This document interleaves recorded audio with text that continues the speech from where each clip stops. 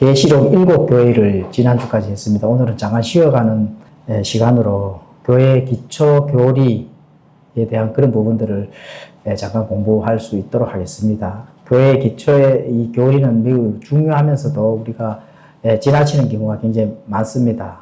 이런 부분들을 가지고 우리가 지금 모든 신학의 문제점들, 이스라엘 대체 신학이라든지 또 칼빈주의 이런 부분들이 어떻게 사람들을 얽매이고 또 하나님의 그 뜻을 우리에게 전달하고 하시고자 하시는 그 뜻을 가려버리는 경우가 굉장히 많습니다. 그런 부분들을 그렇게 된다 하면은 우리가 바른 신앙 생활을 할 수 있는 부분이 줄어들고 또 알지 못해서 무지몽매한 그런 상태에서 하나님의 우리에게 바라시고자 하는 일들을 할 수 없는 그런 경우가 굉장히 많습니다. 그래서 그런 부분들을 한번 몇 가지 교회에 대한 기초 교리를 이번 시간에는 좀 짚고 넘어가는 그런 시간을 가지도록 하겠습니다. 자, 교회의 기초 교리가 뭘까요? 교회의 기초 교리는 교회가 존재하기 위한 4가지 필수 구속사적인 사건이 있는 겁니다. 그 기초 위에 사실은 서가 있거든요. 교회가 그 기초에 서 있지 않다 하면은 교회가 아닙니다. 그 기초 위에 서 있다 하는 그 교회가 4가지가 뭔가? 바로 예수 그리스도가 예수님께서 오전에 우리가 살펴본 것처럼 예수 그리스도께서 죽음입니다. 죽음. 죽는다 하는 건 십자가의 못을 박혀서 죽는다 하는 것은 정결케 하는 보혈 또 완성된 구속사적인 그 기초가 되는 겁니다.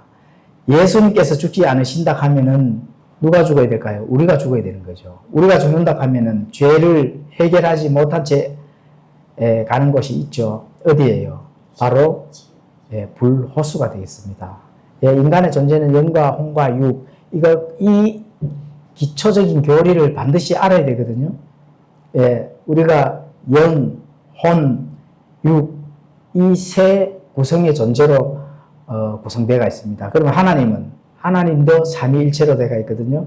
그렇죠. 물론 사람하고는 다릅니다. 그 삼위일체라 하는 그런 부분들은 그런 부분은 나중에 또 공부를 해보겠지만 이 사람이 영, 혼, 육이라 하는 이 존재로 되어 있는 부분이 육신적인 것만 생각한다 하면은 유물론 사상이 되는 거거든요. 그렇게 된다 하면은 내가 이 땅에서 살고 내 생명이 끝나는 그 순간에 어떻게 될까요? 나의 이 영혼을 책임져 줄 하나님과의 그 거리가 멀어지게 되는 겁니다. 그 유물론 사상은 모든 이 땅에 있는 종교들은 다 유물론적인 사상을 가지고 있기 때문에 이 땅에 사는 동안 어떻게 될까요? 이 땅에 사는 동안만 내가 어떤 신에게 잘 보인다 하면은 그 신이 나를 돌봐줄 것이다. 이렇게 착각 속에 살아가는데 그게 십자가라 하는 기독교 안으로 들어와 버리게 되면은 바로 기독교 안에 그 유물론 사상이 들어가 있는 겁니다. 그거 굉장히 큰 문제점이 되는 거죠. 자, 그래서 예수님의 죽었으면 뭐가 또 있어야 될까요? 부활이 있어줘야 되는 거예요. 부활은 영원한 생명을 우리에게 주고자 하는 그 증거입니다. 바로 부활이라고 하는 거는. 그렇죠? 그리고 부활만 있으면 될까요? 안 되겠죠.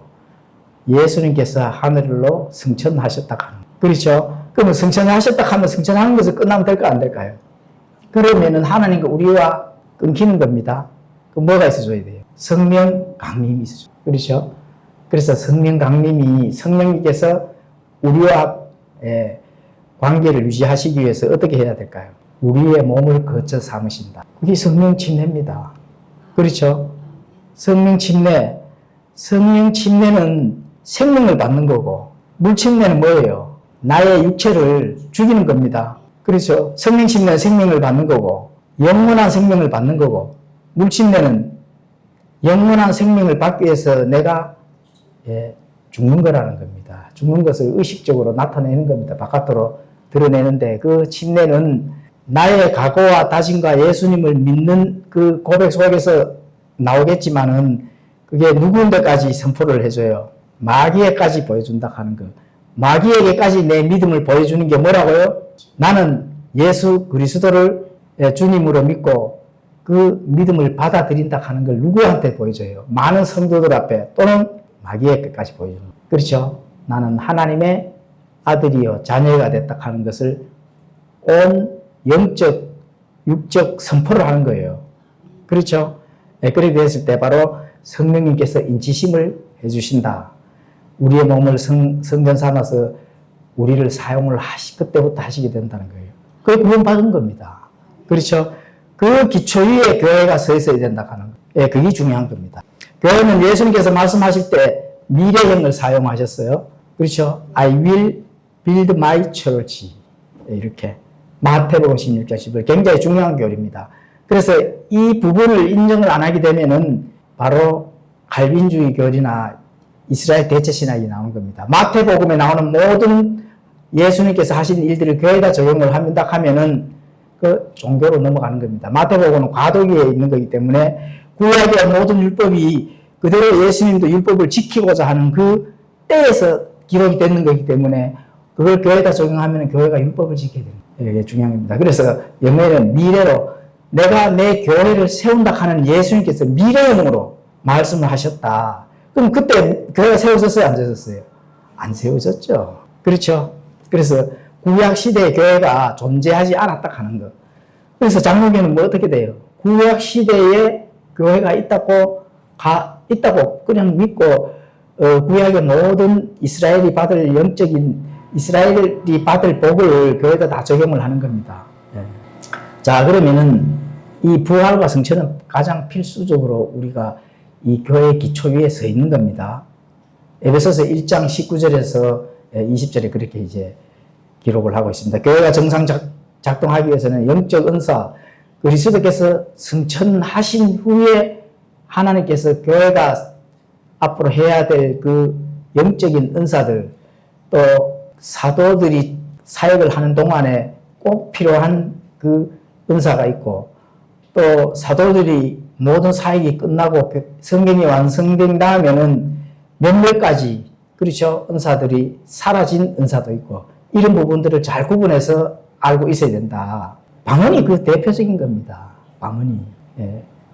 교회가 세워지는 과도기에 있었고 성경이 완성되는 과도기에 있었기 때문에 당연히 유대인들이 표적을 보여주기 위해서 방언의 은사가 필요한 겁니다. 그럼 오늘날 방언의 은사가 필요해요? 아니요? 당연히 필요가 없죠.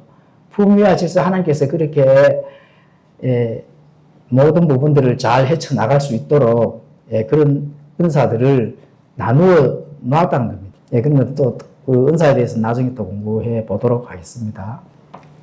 자, 그렇다 하면은 이 모든 은사가 만약에 예수님께서 승천 전에 교회가 존재한다고 주장했다 하면은 그 교회는 바로 은사도 없고 작동도 불가능한 무능한 몸이 되는 겁니다. 왜냐하면 예수님이 이 땅에 계신다 하면은 모든 것들은 예수님께서 어떻게 될까요? 예수님께서 이 땅에서 행하신 그 때에는 성령님이 안 계셨단 말이에요. 성령님이 오시지를 않았는데 어떤 은사를 할까 해서 그 사람이 있을 수가 없는 일이죠. 그렇죠? 자, 그렇다면 성령 침례의 시작은 언제부터일까요? 바로 오순절 때부터 성령 침례가 시작되는 겁니다. 그 오순절 때부터 교회가 이제 시작이 되는 거예요. 그래서 고린도전서 12장 13절에는 바로 예수 그리스도의 몸에 들어갈 수 있는 유일한 통로는 뭘까요? 바로 성령 침례다. 성령 침례를 받지를 못한다면 그건 구원을 받지 못하는 겁니다. 그렇죠? 그래서 고린도전서 12장 13절에 가보시면 우리가 유대인이든 이방인이든 매인자든 자유론자든 모두 한 성령에 의해 침례를 받아 한 몸 안으로 들어왔고 모두가 마시게 되어 한 성령 안으로 들어왔다고 이렇게 말씀. 그러니까 이 말씀 뭘까요? 바로 예수 그리스도의 몸 안으로 우리가 들어가는 겁니다. 또는 예수 그리스도께서 우리 안에 들어오시고 성령님께서 우리 안에 들어가서 성령님께서 하실 수 있는 그 일들이 바로 그 성령 인치심을 해주시는 것, 그리고 성령님께서 모두 이 땅에서 일을 직접 하신다 하는 것, 사람들을 사용해서 그렇게 되는 겁니다. 만약에 성경 기록대로 그 사람이 품위와 질서가 없이 움직인다 하면은 그 사람의 그 성령님이 그렇게 한다 하는 것은 있을 수가 없는 일입니다. 그렇죠? 왜 교회가 교회의 머리는 예수 그리스도일까? 예수 그리스도의 명령대로 움직이는 게 교회거든요. 그렇다고 하면 성령님께서 그 사람이 일을 할 수 있도록 내가 하는 거예요? 성령님이 하는 거예요? 성령님이 하는 겁니다. 내가 한다 하면은 그건 종교심이 되는 거죠. 그런 거를 우리가 배우고 알아야 분별을 한다는 거예요. 분별을 하기 위해서 어떻게 될까요? 부지런히 듣고 읽고 탐구를 해야 되는 겁니다. 그저 가르쳐 주는 게 아니거든요. 그렇죠? 가만히 있는데 팔공산에 가서 내가 기도를 하니까 성령님이 가르쳐 줄 거야, 가르쳐 줄 거예요? 가르쳐 줄 리 전혀 없습니다. 성경 기록 안에 내가 예수 그리스도에 대해서 얼마만큼 아는 만큼 뭔가 할 수가 있고 해결이 되는 겁니다. 예수님에 대해서 전혀 아는 게 없는데 장로교 가보십시오. 예수님이 하나님인 줄도 모릅니다. 하나님의 아들이라 하는 건 알더라고. 하나님이 인 줄을 모르고 있어요. 이런 거는 예수님이 하나님이 아니고 알지를 못한다 하면은 어느 종파에 속해 있어요. 여호와 증인에게 속해지잖아요. 여호와 증인은 예수님을 하나님으로 볼까요? 하나님의 아들로 볼까요? 하나님의 아들로만 그냥 보는 거예요. 그냥 그게 창조물로 보는 거예요. 창조물. 예수 그리스도 예수님은 영원 전부터 영원까지 그죠? 하나님이 시작하는 거. 이거 분명히 우리 이 정통 신학에서는 그렇게 배우고 믿어야 되는 겁니다. 그렇죠? 그런데 자기들은 정통이라 하면서 어떻게 돼요? 예수님이 하나님인 줄을 모르더라고. 가르쳐 주지를 안 하니까 그렇죠. 자유주의 신학 또는 어디서 이상한 신학을 배워와서 성도들에게 종교심을 불러일으키는 말은 잘합니다. 그렇죠? 종교심을 가진다 하면은 율법주의로 넘어갈 수가 있고 율법주의를 가리키는 겁니다. 그러니까 그것이 신학이 어떤 신학이에요? 과정신학이고 이스라엘 대체신학이 되는 겁니다. 과정신학, 죽어봐야 내가 구원받은지 안 받은지 아는 거고 또 이스라엘이 교회, 영적 교회이다. 이렇게 해서 이스라엘을 교회로 적용하니까 어떻게 돼요? 이스라엘의 많은 복들을 교회가 다 빼앗아 오는 겁니다. 그게 바로 로마 가톨릭 천주교의 그 교리들을 그대로 신학을 그대로 가져와서 성도들에게 가르치고 또 목을 조이는 거죠. 그렇다 하면은 그 교를 무슨 교라고 할까요? 개신교라고 하잖아요. 장로교의 성도들한테 물어보세요. 저는 개신교입니다. 이렇게 개신교는 뭐예요? 천주교에서 나왔는 것이 개신교거든. 자, 독립신례교의 하나님의 말씀을 성경대로 믿는 바이블 빌리버, 성경 신자들은 어디서 나왔어요? 예? 유대교에서 출발한 겁니다. 그리고 사도 바울의 그 세운 그 기초 교리 밑에서 우리가 신앙생활을 하는 거지 천주교에서 들어갔다 나온 게 절대로 아닙니다. 그런 침례교회에 침례교도 계획주의 침례교회가 아니고 안디옥에서 출발을 한 그렇죠. 안디옥에서 이 12 제자들이 거기에서 예루살렘에서 출발한 게 아닙니다. 안디옥에서 출발했다는 거예요. 거기서 출발한 바로 사도들이 세운 그 교리, 예수님께서 전달하신 그 교리를, 기초 교리를 세운 그 틀 위에 우리가 신앙생활을 하고 있다고 하는 거. 이게 분명히 우리가 그렇게 알고 또 그렇게 믿어야 됩니다. 개신교다. 그 중요한 것은 개신교가 아닙니다. 개신교를 믿는다 하면 어떤 걸 믿어요? 잘못하다가는 역사적인 믿음이 돼서 구원도 못 받습니다. 그 조심해야 됩니다. 내가 아무리 이 땅에서 열심히 살고 신앙생활을 하고 새벽 기도부터 밤 늦게까지 본인이 하나님께 잘 보이려고 했는데 하나님 앞에 가니까 어떻게 돼요? 나는 너 모른다 이렇게 되잖아요. 왜 그래요? 성경대로 안 믿었기 때문에 그렇거든요. 인간의 누더기 같은 의는 하나님께서 절대로 요구를 하시지 않는다고 하는 그렇죠? 그게 바로 성령 침례의 시작입니다. 오순절날 시작했고 역사상 처음으로 발생한 날 그렇죠? 사도행전 2장, 사도행전 11장 15절에서 16절 그래서 바로 예수 그리스도의 몸인 교회의 역사적 시작점이다. 장로교에서 다니는 사람들한테 가서 한번 물어보십시오. 마태복음이 신약의 시작인가? 대부분이 마태복음이 신약의 시작인 줄 알아요. 그렇게 성령 침례라든지 오순절이라든지 예수 그리스도의 몸이라든지 이런 교리들을 알지를 못하기 때문에 그래 알지를 못한다 하면 어떻게 돼요? 구원을 받은 정체성도 점검을 해봐야 됩니다. 내가 예수 그리스도 안에 있는지 알지 못한다면은 너희는 버림받은 자라. 그렇죠? 예, 그래서 반드시 검증하라. 왜 그렇게 기록을 해놨을까? 너희가 헛되이 믿지 않는다면, 고린도전서 15장에 가면 또 헛되이 믿지 않는다면은 그 교리로 구원을 받았다는 거거든요. 왜 이런 진리들을 기록을 했을까? 검증하고 알아야 된다는 거거든요. 바르게 암 속에서 내가 구원을 받고 바른 신앙의 여정을 가고 참된 그 하나님을 성경에 기록되고 성경에서 나를 구원시켜 주시고 성장시켜 주시고 마지막 날 만났을 때 나의 회개보도를 받아주시는 그 그리스도 예수님을 그분을 만난다는 거예요. 그분을. 그러면 내가 잘못 믿은 그 예수님은 어디에 갔을까? 그 예수님은 잘못 믿은 그리스도도 있습니다. 그 무슨 그리스도예요? 적 그리스도잖아요. 예, 그분을. 고린도후서 15장. 예? 예? 고린도후서 13장. 13장에 보면 나오잖아요. 13장.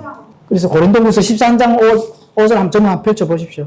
예, 헛되이 믿지 않는 부분은 15장에 나오고 고린도후서 13장 13장 5절에 한번 다 같이 한번 읽도록 하겠습니다. 그러면 자, 찾으셨으면 함께 읽도록 하겠습니다. 시작.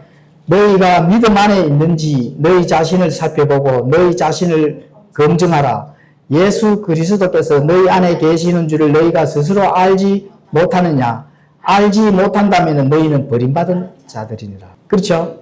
내가 신앙생활을 열심히 하고 예수님 앞에 심판대에 갔을 때 예수님께서 너희는 너 알지 못한다 이렇게 했으면 어떻게 될까요? 예, 기회도 없고 자 심판이 끝난 다음에 어디를 갈까? 당연히 프로소에 가셔야 되죠. 그래서 그만큼 생명을 받는다 하는 게 굉장히 중요한 겁니다. 생명을 받는다 하는 게 중요한 거예요. 우리는 뭐 이런 기초적인 거는 중간중간에 공부를 하면서 듣기 때문에 또 서로 함께 나누기 때문에 이렇게 집중적으로 뭐 이렇게 한 거는 잘 없는데 그만큼 생명이 중요하다 하는 거. 예수님께서 이 땅에 오신 이유가 뭘까요? 우리에게 생명을 주러 오셨다니까. 생명을 주러 왔는 그 생명을 하나님께서 요구하는 정상적인 방법으로 그 생명을 받아야 된다는 게 중요한 겁니다. 그렇죠? 칼빈주의처럼 이미 창세전에 선택한 게 아닙니다. 창세전에 선택했으면 내가 받을 일도 없죠. 하나님께서 다 알아서 구원시켜 주시고 나중에 내가 죽어보니까 내 천국에 딱 와 있고 네, 그렇게 되는 거죠. 그래서 칼빈주의는 오히려 구원에 대한 그런 부분들을 그러면 검증하라 이런 소리를 할 필요성이 전혀 없잖아요. 그렇죠? 자, 교회는 구약의 그 연장이 아닙니다. 그래서 교회는 십자가, 부활, 승천, 오순절, 성령 강림 이런 시대를 바꾸는 사건들을 통해 교회가 어떻게 됐을까요? 새롭게 된 창조물이다. 새로 태어난 그런 구약에 있었던 것이 다 신약에 오니까 이 교회가 되었다. 이런 신학으로는 어떻게 되고 생명을 받을 수 있어요, 없어요? 당연히 없죠. 자, 교회의 머리는 부활하신 예수 그리스도입니다. 그래서 교회는 율법 아래 있던 구약 성도들과는 다릅니다. 신분도 다르고 예수님 만났을 때 신분이 다르기 때문에 하는 일도 달라요. 하는 일도 달라. 우리는 뭐 어떻게 해야 돼요? 왕가의 제사장의 그 직무를 가지고 일을 해야 됩니다. 그렇죠? 그럼 구약의 성도들은 통치하는 것이 아니고 그냥 백성이 되는 거예요. 백성이. 백성이 되는 거고 우리는 예수님과 함께 통치하는 반열에서 통치를 해야 되는데 모르면 통치할 수 있을까요? 당연히 없죠. 영원무궁토록 예수님과 함께 통치를 해야 된다. 아브라함에게 약속을 해줬잖아요. 무슨 약속을 해줬어요? 이 땅에 하늘의 별들과 같이 바다의 모래와 같이 너 자손을 많게 해주리라. 그 자손이 언제쯤 생길까? 지금이에요?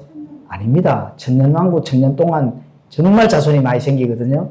그 많은 자손들 또 많은 구약의 그 언약 백성들이 앞으로 천년왕국 동안에 그렇죠. 천년왕국 동안에 또 많은 사람들이 부활을 해서 산다 하면은 거기에 통치를 누가 해야 될까? 12 제자와 함께 예수님을 믿는 왕가의 제사장들이 영적 제사장들이 통치를 해야 된다. 예? 베드로전서 보면 나오잖아요.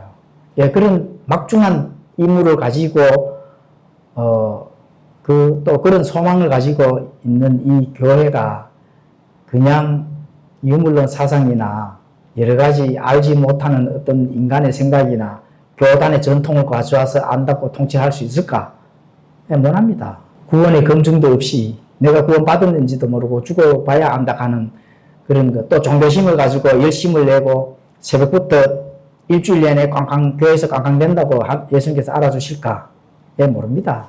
바른 신앙의 그 하나님께 주시고자 하시는 그 전달된 진리가 뭔지를 왜 문서 텍스트로 성경을 우리에게 주셨을까? 그게 바로 문서가 돼야만이 그 안에 있는 우리에게 전달하시고자 하시는 그 약속의 그 문서에 우리가 함께 어떻게 돼요? 도장을 찍을 수가 있는 거고 나아갈 수가 있는 겁니다. 자, 언약신학과 대체신학이 주장하는 이 교회는 이스라엘의 새로운 이름이다. 명백한 이것이 바로 옳습니다. 그러니까 언약신학과 대체신학이 어떻게 돼요? 이 교회의 새로운 이름은 바로 이스라엘의 새로운 이름이다. 이거는 명백한 오류라고 하는 거. 그렇죠? 이스라엘을 부정하고 이스라엘을 하나님께서 약속하신 것에서 제외해버리고 그 자리에다가 교회를 갖다 넣는 거. 이건 모든 천주교, 개신교에서 하는 일들이거든요. 성경을 믿지 않는 거죠. 성경에는 영원히 하나님께서 이스라엘을 버리시지 않는다고 약속을 하신 걸 그냥 개신교가 버려버리는 거죠. 말씀을 버리고 삭제하고 그냥 없애버린다는 거예요. 그래서 이런 약속들을 어떻게 되는 건지 한번 전달해 드리도록 하겠습니다. 어떤 약속의 차이가 있는 건지. 자, 먼저 이스라엘 땅에 속한 육적인 존재입니다. 그래서 아브라함의 약속한 게 뭘까요? 열심히 전도해서 신자를 그런 말씀이 아닙니다. 창세기에 나오는 게. 그렇죠. 하늘의 별들까지 바다의 모래와 같이 내 자손수를 많게 해준다 하는 거. 그거는 땅에서 그만큼 자손수를 진짜로 많게 해주는 겁니다. 문자적으로 보셔야 된다. 그렇죠. 그래서 땅에서 축복과 풍요를 누리는 거 누가 누려요? 유대인들이 누리는 겁니다. 유대인들이. 지금 2000년 넘게 디아스포라에서 겨우 1948년도에 하나님께서 그 국가를 세워주셨어요.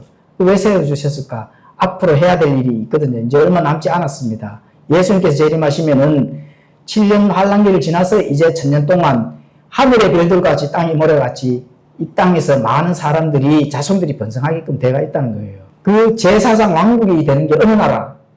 이스라엘입니다. 이스라엘. 제사장 왕국이 온 이 민족들, 국가를 통치하는 나라가 어느 나라예요?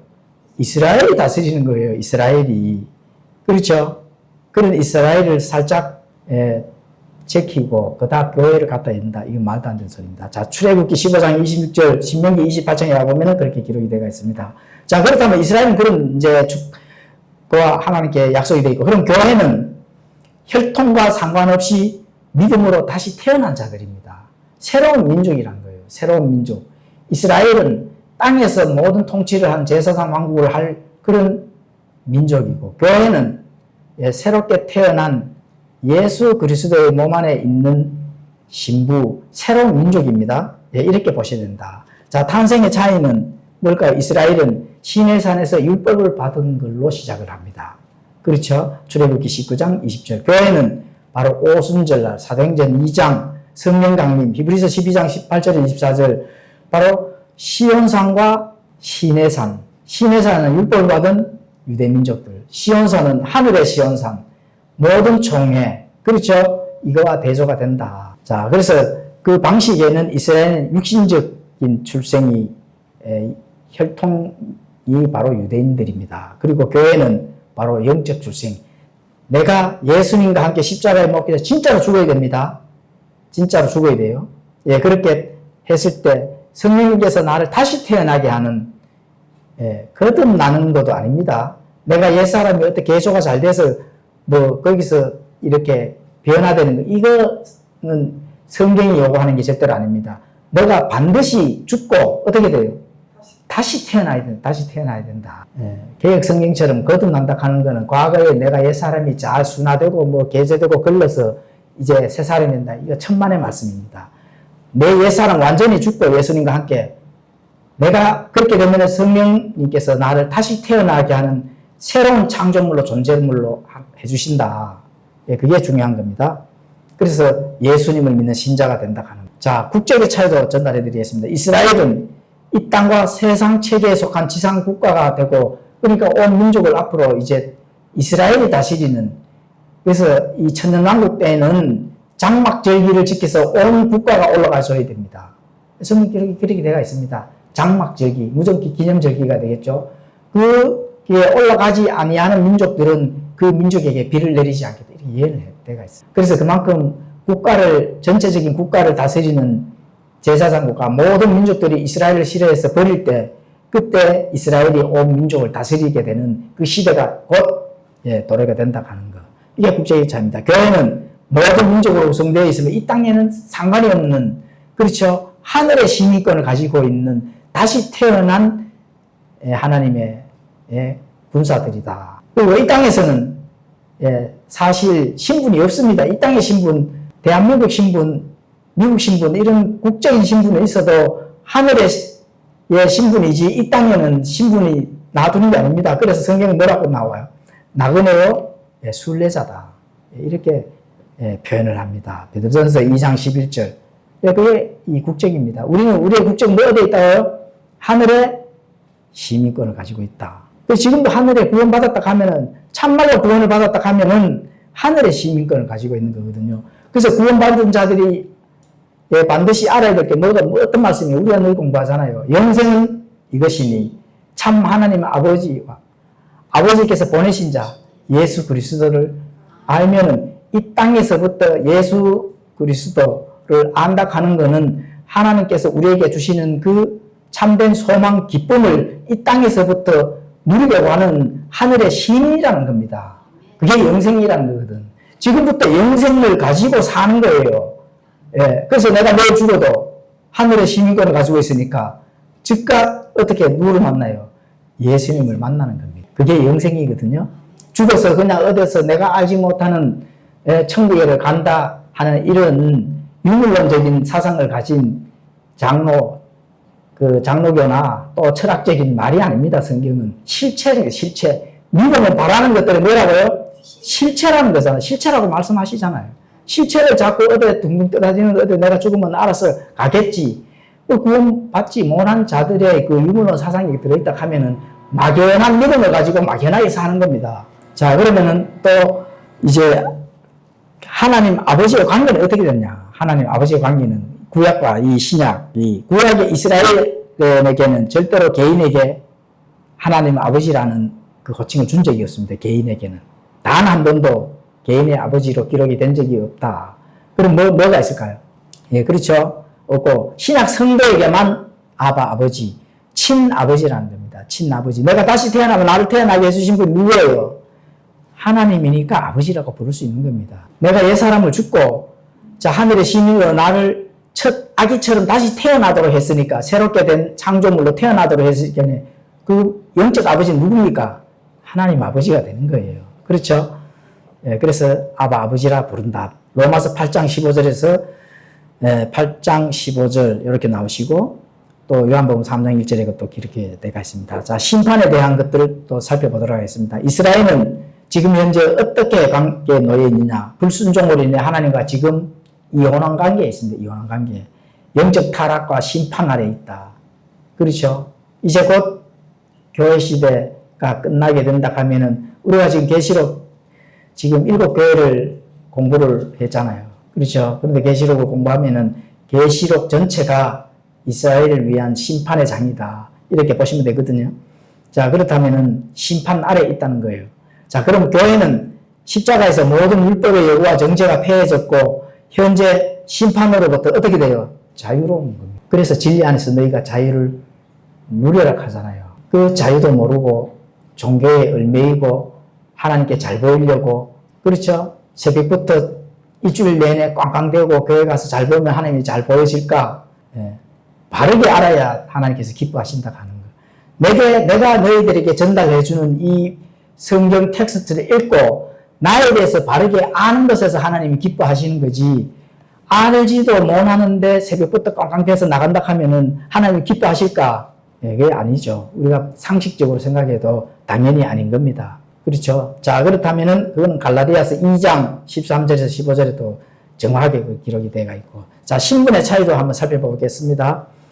이스라엘은 하나님의 종으로 기록이 되어 있습니다. 이사야서 41장 8절이나 등등 이런 데 가보시면은 이스라엘은 종으로 표현을 하고 있습니다. 그럼 교회는 하나님의 아들들입니다. 아들들. 그렇죠. 요한복음 1장 12절, 요한 1서 3장 1절에 가보는 그렇게 이제 기록이 되겠는데, 자, 요한일서 3장 1절에 가보시면은 그분을 받아들인 자, 요한복음 1장 2절이죠. 그분을 받아들인 자들 곧 그분의 이름을 믿는 자들에게는 다 하나님의 아들들이 되는 권능을 누구에게 줬을까요? 그분께 주셨다. 그래서 갈라디아서 가보시면은, 자, 종에는 상속을 받을 자격을 줄까요, 안 줄까요? 종에게는. 아버지의 상속을 종에게 주는 사람이 있어요.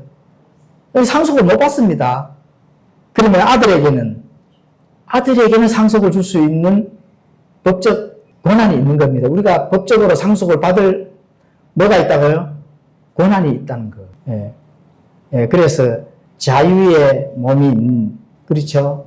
사라의 아들 이삭, 이 자유의 몸인 이 아들은 어떻게 돼요? 상속을 받고 종은 상속을 못 받는다. 네, 이렇게 정확히 기록이 되어 있습니다. 자, 우리가 예수님을 믿으면은 구원만 받으면 될까요? 아니죠. 하나님께서 온 우주를 통치해 줄 수 있는, 또 하나님께서 우리에게 한 번도 만져보지도 못하고 보지도 못하고 알지도 못하는 하나님께서 유일하게 가지고 계시는 그 상속해 주실 수 있는 것을 누구에게 주신다고요? 아들에게 주신다. 그러면 이스라엘이 아들이라고 불린 적이 있어요, 없어요? 네, 없죠, 당연히. 그래서 땅의 상속은 받도록 예언이 되어 있습니다. 자, 팔레스타인 땅 12지파들이 과거에 또 받았는 것처럼 지금도 어떻게 돼요? 앞으로 예수님께 재림하시면은 12지파들은 땅을 상속받습니다. 그러면 이스라엘 유대인들이 온 우주를 통치할 수 있는 그 상속을 받는다 하는 거 구약 기록에 기록이 되어 있느냐 없느냐? 전혀 없습니다. 그렇죠? 예, 자, 갈라디아서 보면 이제 그렇게 기록이 되어 있습니다. 그게 바로 자, 이 종과 아들의 차이점입니다. 그래서 모든 이런 부분들을 내가 예수 그리스도 하나님의 종이다 이렇게 함부로 그렇게 종을 하면 안 됩니다. 물론 상징적으로 뭔가 이렇게 하나님을 위해서 하나님이 명령하신 것을 내가 순종하고 나간다 하는 어떤 그런 우리의 입장에서 뭐 종이라는 호칭을 쓸 수 있는데 이건 누구라고요? 우리가 하나님의 아들이라 하는 거, 신분을 정확히 알고 있어야 된다 하는 거, 이게 중요한 겁니다. 신분도 알지 못하는데 어떻게 하나님의 상속자의 그 자격으로 가서 상속해 주세요. 뭐 상속해 줄 일도 없지만은 받고자 그 앞에 서 있으면은 부끄러움 당한다 하는 거 반드시 명심해야 됩니다. 그걸 검증하라 하는 거죠. 검증하라. 그렇죠? 이 고린도후서 13장 5절 방금 읽었잖아요. 검증하라. 아니 버림받는다. 혹시 검증해 보셨어요? 예? 자, 구약 이스라엘과 또 이제 신약의 교회, 그러면은 그 두 민족이 예수 그리스도의 관계가 어떻게 되는가? 자, 구약은 아내로 표현이 되어 있습니다. 그러니까 하나님과 이미 결혼을 한, 그러니까 이 성부 하나님과 유대인들, 그렇죠? 유대인들은 국가적 통치도 신정 통치 국가입니다. 그래서 율법을 수호해서 그 율법을 지키면은 내가 들어가도 복을 받고 나가도 복을 받는다. 그 유대인들에게 한 말입니다. 그렇죠? 그래서 하나님과 언약 결혼을 맺었으나 우상 숭배, 이래서 남편을 배반하고, 이 유대인들이 우상 숭배를 얼마나 많이 했을까요? 그렇죠? 그렇게 기적과 이적과 표적을 보면서도 또다시 이게 하나님이다 하고 우상 숭배하고, 금송아지 갖다 놓고 펼쳐놓고 또 하나님이다 하고 우상 숭배하고, 어떻게 그렇게 될지. 자, 그래서 행운만 응팡한 안으로 묘사가 됩니다. 예레미야 3장 1절, 14장 20절, 또 이사야서 54장, 호세아서 2장 이런 데 가보시면은 잘 그렇게 기록이 되어 있습니다. 그런데 이스라엘이 그렇게 방탕하고 음탕한 우상 숭배를 하고 버려졌는데도 하나님께서 그들을 완전히 버리셨을까요? 완전히 버리지 않았습니다. 회개하고 돌아오기를 기다리는 남편처럼 이렇게 나타난다. 그렇죠. 그래서 이스라엘을 버리지 않았다. 이제 야곱의 고난의 때를 통해서 이스라엘이 회개하고 돌아오는 그 때가 있는 겁니다. 그 때가 어느 때예요? 7년 환란기. 그때에 그 7년 환란기 매를 통해서 이스라엘이 돌아오면은 영원무궁토록 어떻게 돼요? 이스라엘을 이 땅의 민족으로서 하나님께서 복을 주신다. 이렇게 기록이 되어 있습니다. 자, 교회는 그러면 순결한 한 처녀로 기록이 되어 있습니다. 앞으로 이제 예수님과 혼인을 해야 될 신부의 자격으로 지금 있는 겁니다. 약혼 그 계약은 되어 있습니다. 그 이스라엘도 약혼 계약이 되어 있다 하면은 그때부터 실제적으로 신부의 그 호칭을 사용할 수가 있습니다. 그래서 우리는 신부다. 고린도후서 11장 2절, 계시록 19장 7절에서 9절에 가보시면 또 그렇게 기록이 되어 있습니다. 자, 퉁 및 돌이라 하는 어휘를 사용합니다. 그러면 이거와 관계는 어떻게 되냐? 이스라엘은 걸림돌과 거치는 반석으로 이렇게 표현을 하고 있습니다. 고린도전서 1장 23절, 베드로전서 2장 8절. 이게 완악함, 불순종 이런 유대인들에게 십자가에 못 박히신 그리스도는 걔네들은 지금까지도 안 받아들이거든요. 받아들일 수 없는 그런 아주 이 걸림돌이자 거치는 돌로 이렇게 관계가 되어 있습니다. 그럼 교회는 존귀한 예수 그리스도가 기초석 돌로 모퉁이돌 기초석으로 뭐가 될까요? 바로 머릿돌이 되는 겁니다. 그렇죠? 이런 거는 뭐 성경 기록에 많이 되어 있으니까 에베소서 2장 20절에서 22절, 베드로전서 2장 4절에서 5절 이렇게 되어 있고. 자, 그럼 베드로전서 2장 4절, 5절은 한번 제가 읽어드리겠습니다. 참으로 사람들에게는 거부당하였으나 하나님께는 성정받은 돌, 곧 보배로운 산 돌이신 그분께 와서 너희도 살아있는 돌들로서 영적 집으로 건축되고 예수 그리스도로 말미암아 하나님께서 받으실 만한 영적 희생물을 드리는 거룩한 제사장이 되었다. 영적 제사장이 된 겁니다. 이스라엘을 통치하는 것은 구약시대에 제사장들, 대제사장, 또 제사장 밑에 있는 많은 사람들이 이스라엘 직접 통치를 했잖아요. 자, 그러면은 우리가 영적 거룩한 제사장이 되면은 앞으로 온 우주와 하나님이 가지고 계시는 모든 것들을 상속받아서 예수님과 함께 어떻게 돼요? 함께 통치를 해야 된다. 그게 지금 남아있는 겁니다. 자, 직분과 호칭의 관계를 한번 살펴보도록 하겠습니다. 자, 그리스도는 이스라엘 민족에는 약속된 메시아 아직까지도 기다리고 있거든요. 메시아를 기다리고 있는 그런 이 이스라엘과의 그 호칭이 관계가 되고 또 장차 다윗의 왕좌에 앉아 지상 재림하여서 통치할 이스라엘의 왕으로서 그렇게 지금도 호칭을 부르고 지금도 메시아를 기다리고 있습니다. 그럼 교회는 바로 신랑입니다. 신랑. 또 교회의 머리가 되는 거고 에베소서 5장 23절 가보시면 또 그렇게 기록이 되어 있습니다. 자, 성경은 단 한 번도 그리스도를 교회의 왕이라 부른 적이 있어요? 없어요? 없습니다. 왕이 아닙니다. 그렇죠. 왕의 군대 켜가지고 이 유튜브 보면 어느 교회에서 뭐 왕 함부로 막 왕자 소리 쓰는데 그 알고 그러는지 모르고 그러는지 알 수가 없습니다. 어떻게 돼요? 왕도 쓰고 뭐 신분력하고 신부단장 해야 돼도 백날 이 육체적인 신부당장 알록달록 칠한다고 될까요? 안 될까요? 안 됩니다. 하나님의 말씀과 진리 안에서 영적인 바로 그 성장이 필요한 거지. 교회 와가지고 깡대고 출석한다 해서 뭐 신부단장 되는 게 있어요. 자, 그래서 교회는 왕이 아니고 신부, 예수 그리스도의 머리, 신랑, 이런 것이 맞다. 그렇죠? 엄연히 거기에 구분된 그 내적 증거들이 있기 때문에 바르게 알고 바르게 나가야 된다. 그래서 교회 성도는 왕의 신하가 아닙니다.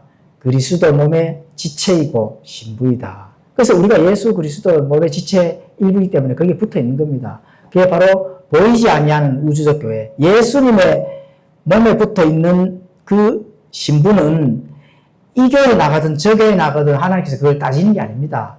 왜냐하면 하나이기 때문에 그렇거든요. 그는 보이지 않는 우주적인 교회. 그렇죠. 예수님의 몸에만 붙어 있으면은 구원받고 예수님과 함께 형제요 또 신부로서의 그 역할을 앞으로 감당해 나갈 수 있도록 해주신다. 그렇죠? 그렇게 이제 보셔야 되는데 그걸 알지를 못한다고 하면은 왕의 군대니 뭐 이렇게 해가지고 그렇죠? 뭔가 뭐 이 땅에서 하면은 잘 알아주는 것처럼 하는데 그거 잘못된 겁니다. 자, 그래서 오늘은 교회 기초 교리 간단하게 했거든요. 다음 주에는 한 번 더 좋은 거 한번 할지 또 계시록 이제 3장까지 들어가고 다음 주에는 휴거에 대해서 한번 하고 왜냐하면 빌라델비아 교회가 책망 하나 없이 이 땅에서 큰 환란 그렇죠. 환란을 면하게 해주신다. 근데 휴거받은 유일한 교회가 계시록에 나타나는 등장교회 어느 교회예요? 예, 필라델비아 교회잖아요. 예, 휴거에 대해서 한번 하고 또 4장부터 계시록 강의를 나갈지 예, 아무래도 휴거 한번 공부를 하고 넘어가는 게 맞지 않나 싶습니다. 예, 그렇게 해서 이제 계시록을 이어가면서 지금 현재 지금 시대가 수면 아래에 들어있던 많은 불법들, 죄들 이런 것들이 지상으로 완전히 드러나는 시대거든요. 그럼 지금 경륜을 하나님께서 지금 보여주고 계십니다. 그것도 미디어를 통해서 속속들이 너희가 분별하고 그 위치에서 이런 시대입니다. 내가 마음은 바르게 가야 되고 이래 있는데 몸은 어떻게 돼요? 흙탕물에 들어앉아 있다. 그거 가증한 것으로 보는 거기 때문에 위치와 내 정신과 동일하게 어느 위치에 하나님의 선한 위치에 설지 그 시대가 지금 이 경륜의 시대라 하는 걸 반드시 깨달아야 됩니다. 그래야 내일이라도 예수님 오신다 하면은 내가 그동안 잘못 신앙의 여정이 오고 잘못 살아는 게 있다 하면은 돌이키고 잠깐이라도 이제 남은 때 예수님과 함께 기쁨을 나눌 수 있는 그런 신앙의 여정의 선한 그 위치에서 신앙생활을 해야 된다. 예, 그것이 굉장히 중요한 겁니다. 사람 숫자가 많고 내가 잘 나가고 또 많은 사람들이 예, 으쌰으쌰해서 재밌게 이게 중요한 게 아니다. 진리에 과연 그 안에서 내가 진리의 위치에 서서 신앙생활을 하고 내가 했는 신앙생활의 그 일기장이 예수님에게 보고했을 때 부끄럼 당치 않아야 된다 하는 거 반드시 기억을 하셔야 됩니다. 예, 기도하고 마치겠습니다.